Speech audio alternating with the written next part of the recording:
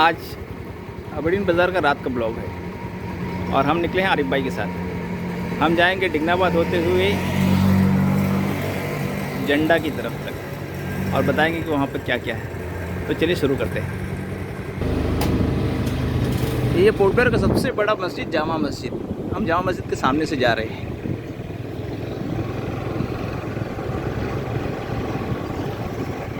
और ये शुरू हो रहा है डिगनाबाद बस्ती। अब आपने दिन में तो देखा होगा, अब रात में देखिए कि रात में यहाँ का क्या नज़ारा है। लगभग सभी दुकानें बंद हो रही है या फिर बंद हो चुकी है। ये दयाल को यहाँ पे एक नाव का दुकान है और आगे में जो कट रोड है वो रौन बस्ती की तरफ जाता है। ये देखिए कट रोड, ये रौन बस्ती जाता है और ये नीचे डिगनाबाद।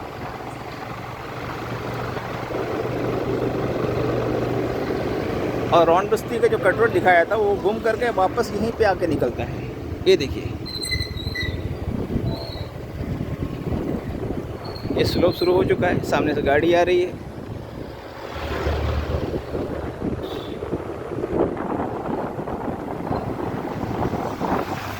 अब यहाँ पे बिल्डिंगें बन चुकी है। अटलांटा पॉइंट जाने का रोड है और ये सामने स्कूल, और स्कूल से लेफ़्ट जाएंगे तो आपको मेरिन हिल मिलेगा। ये मेरिन हिल का रास्ता है और 60 नगर भी जाता है यहाँ से। और ये डिगनाबाद बस्ती, इसे पहले जो है बूछड़ खाना कहते थे, लेकिन आज इसका नाम बदल करके डिगनाबाद हो चुका है। लेकिन पहले के लोग जो है इसे बूछड़ खाना कहते थे क्योंकि यहाँ पे गोश्त की कटाई वगैरह बहुत ज़्यादा होती थी और लोग जो है गोश्त खरीदने यहीं आते थे। अब बिल्कुल अंधेरा दिख रहा है।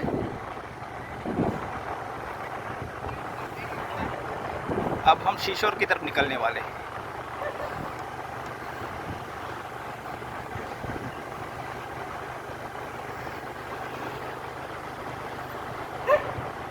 ये डिगनाबाद बस्ती का लास्ट।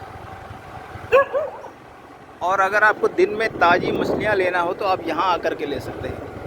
ये बिल्कुल शीशोर का इलाका है और यहाँ पे सुबह सुबह ताज़ी मछलियाँ आ जाती है कि यहीं पे नाव में उतरता है। सामने पूरा समुंदर है। अब हम यहाँ से चल रहे हैं मेरिना पार्क की तरफ,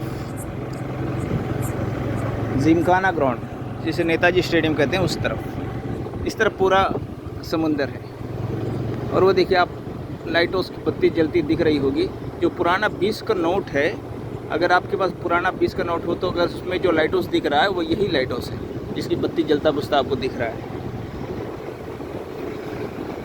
यहाँ पे ठंडी हवाएं हैं, मौसम बहुत सुहाना है। यहाँ पे आपको कई जापानी मोर्चा मिल जाएंगे।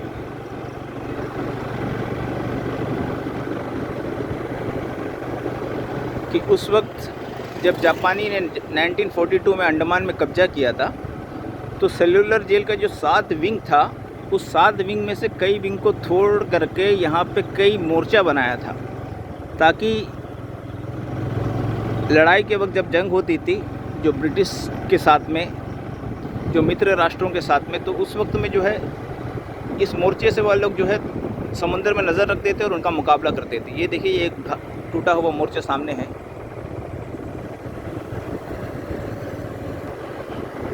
यहाँ पे एक मंदिर भी है जो पार हो चुका है, बहुत पुरानी मंदिर है।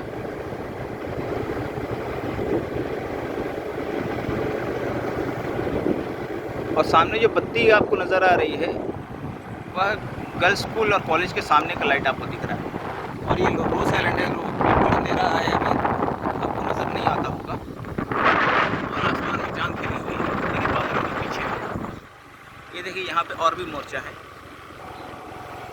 ये सब जापानी मोर्चा है, जापानियों ने बनाया था उस वक्त। ये देखिए यहाँ पे और एक मोर्चा है।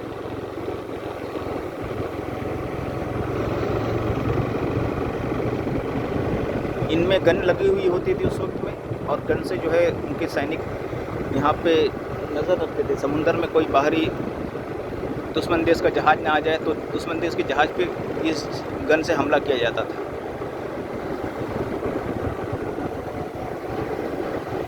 अब ये सामने Aberdeen jetty, Rajiv Gandhi water sports complex.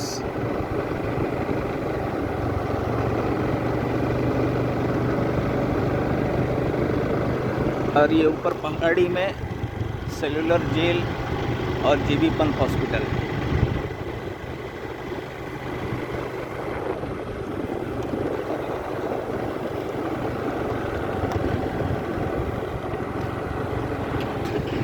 देख रहे हैं आप, यह जो आदिवासियों के साथ जंग हुई थी अंग्रेजों के, उनके प्रतीक के रूप में बनाया गया है। ये अंडमान वाटर स्पोर्ट्स कॉम्प्लेक्स, ये कोल्ड स्टोर और उसके सामने के ये जो म्यूनसिपल ने सजाया है वो खड़ा है। और म्यूनसिपल यहाँ पे बहुत बड़ा काम करने वाले हैं कि जितना मेरीना पार्क है उसमें मेनलैंड से पाम ट्री मंगा करके मेरीना पार्क में लगाने वाले।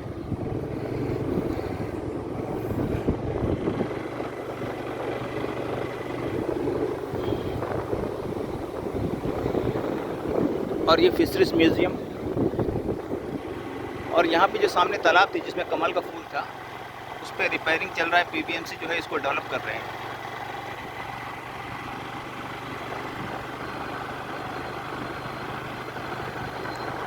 ये अबरडीन पोस्ट ऑफिस, ये जंक्शन, ये स्विमिंग पूल सामने। यह जो मरीना पार्क है, यह जो नेताजी स्टेडियम है, यह पहले पूरा दलदल हुआ करता था कि हर तरफ कीचड़ ही कीचड़ थी, कि खाड़ी, जिसे खाड़ी कहते हैं, कि मैंग्रोव की पेड़ हुआ करते थे यहाँ पे। लेकिन जब 1896 में सेलुलर जेल का काम शुरू हुआ तो उस पहाड़ को जब काटा गया तो वहाँ की मिट्टी को ला करके जो कैदी थे, जो स्वतंत्रता सेनानी थे, उन्हीं के ज़रिए से इस मैदान को जो है इस कीचड़ को भरा गया। और मिट्टी से भर करके जब अंग्रेज़ों ने यहाँ पे एक मैदान बनाया, और यह आप देख सकते हैं कि आज यह कितना खूबसूरत है। लेकिन इसमें कई स्वतंत्रता सेनानियों ने अपनी जान को कुर्बान किया है कि वह उनसे इतना ज़्यादा काम कराया जाता था कि इस मिट्टी के नीचे काम करते करते ही उनकी जान चली जाती थी। और जिसकी जान चली जाती थी उसे इसी मिट्टी के नीचे दबा दिया जाता था कि उनके वह जो है यहीं पे शहीद हो गए थे। और आज यह बहुत ही खूबसूरत जगह है। हम इसकी खूबसूरती शब्दों में तो बयान नहीं कर सकते। जब आप यहाँ आएंगे और आकर के देखेंगे तो यहाँ पे इसकी खूबसूरती का एहसास खुद आपको होगा। यह कॉलेज और गर्ल्स स्कूल का सामने का सड़क है और यहाँ पे जो है काम चल रहा है कि पूरा बेंच लग चुका है, लाइटें लग चुकी है और यहाँ पे डेवलपमेंट चल रहा है कि रात के वक्त या शाम के वक्त में आकर के आप यहाँ का समुंदर का मज़ा और समुंदर की ठंडी हवाओं का मज़ा ले सकते हैं। अब हम आगे चल रहे हैं फ्लैग पॉइंट की तरफ। फ्लैग पॉइंट, जी हाँ, नेताजी सुभाष चंद्र बोस ने अंडमान में पहला आज़ादी का झंडा फहराया था 1943 में। उसके प्रतीक के रूप में भारतीय प्रधानमंत्री श्री नरेंद्र मोदी ने यहाँ पे फ्लैग पॉइंट बनाया और यहाँ पे झंडा फहराया। हालांकि यह वह जगह नहीं है जहाँ पे नेताजी सुभाष चंद्र बोस जी ने झंडा फहराया था, लेकिन उसके प्रतीक के रूप में यहाँ पे समुद्र किनारा में उसे बनाया गया है। आप आगे चल के खुद देखेंगे। यह देखिए, यहाँ तक काम हो चुका है और यहाँ पे काम होना बाकी है। यह आगे फ्लैग पॉइंट तक यह काम चलेगा और पूरा जो है साइड में डेवलप किया जाएगा। तब जो है यहाँ का नज़ारा कुछ और ही रहेगा। और सामने रोसैलेंड की लाइटें आप देख सकते हैं। ये हम आगे देखिए, फ्लैग पॉइंट का झंडा हमें दिख रहा है दूर से और वहाँ पे लाइटें, और शाम को लोग आते हैं वहाँ पे सेल्फ़ी लेते हैं और यह एक सेल्फ़ी पॉइंट भी बन चुका है।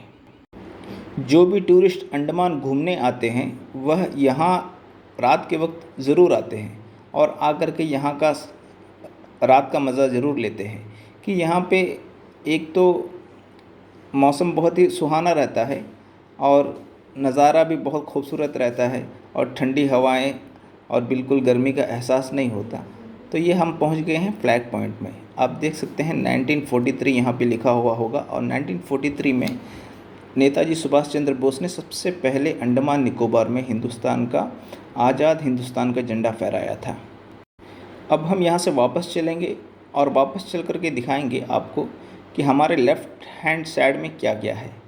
तो चलिए आगे चलते हैं। ये देखिए झंडा कैसे लहरा रहा है। यह गवर्नमेंट प्रेस है जो अंडमान का डेली टेलीग्राम यहीं से छपता है। और यह वह हॉस्टल है जहाँ पे हम कभी रह चुके हैं कि जब हम JNRM कॉलेज में पढ़ते थे तो यहीं पे हॉस्टल में रहता था कि हमारा घर यहाँ से लगभग 250 किलोमीटर यानी मायाबंदर में थे। और यह कॉलेज स्टार्ट हो चुका है JNRM, जवाहरलाल नेहरू राजकीय महाविद्यालय। यहाँ के 1993 बैच के हम स्टूडेंट रह चुके हैं। अब इस कॉलेज के बाद ये देखिए स्वामी विवेकानंद जी का स्टैचू है। उस वक्त सिर्फ पुरानी बिल्डिंग थी कॉलेज की, लेकिन आज जो है नई नई बिल्डिंगें बन चुकी है और अच्छे क्लासेस बन चुके हैं। अब यह जो है RGT रोड है, सामने RGT रोड आ रहा है। और उसके बाद और लेफ्ट हैंड में रामकृष्ण मिशन है और इसके बाद गर्ल्स स्कूल। और यहाँ से शाम की चौपाटी शुरू हो जाती है कि रात के वक्त में यहाँ पे फ़िश जोन है। फ़िश जोन में बहुत बेहतरीन खाना मिल जाता है। ये देखिए फ़िश जोन हमारे सामने है कि समुद्र की मछलियाँ की अलग अलग क्वालिटीज़ में आपको मिल जाएगा। और यहाँ पे बहुत किस्म के, चाहे मोमोज़ हो चाहे ग्रिल चिकन हो, सारे आइटम्स आपको रात को मिल जाएंगे। आप यहाँ के खाने का टेस्ट ले सकते हैं। यह सिर्फ रात में ही खुलती है और दिन भर में बंद रहती है कि दोपहर के बाद ही ओपन होता है। अब हम यहाँ से लेफ़्ट टर्न लेंगे और सामने आपको नज़र आएगा इंडिया का मैप। ये देखिए कितनी खूबसूरती से म्युनिसिपल ने इंडिया का मैप बनाया है पहाड़ के ऊपर में। और साइड में आपको अंडमान निकोबार भी दिख रहा होगा, जो सबसे नीचे में राइट हैंड साइड में है। अब हम चल रहे हैं नेताजी स्टेडियम की तरफ और मैं आपको दिखाऊंगा कि नेताजी सुभाष चंद्र बोस जी ने पहला झंडा कहाँ पे फहराया था अंडमान निकोबार में। यह वह जगह सामने आ रही है।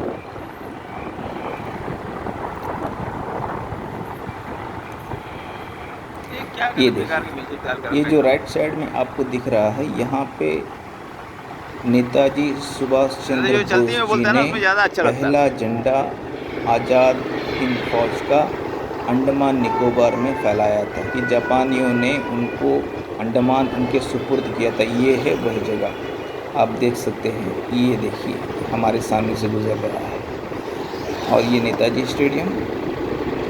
और फ़िलहाल यहीं पे हम समाप्त करते हैं। अगर वीडियो अच्छी लगा हो तो लाइक शेयर सब्सक्राइब ज़रूर कर दें। मिलते हैं अगली वीडियो में। जय हिंद।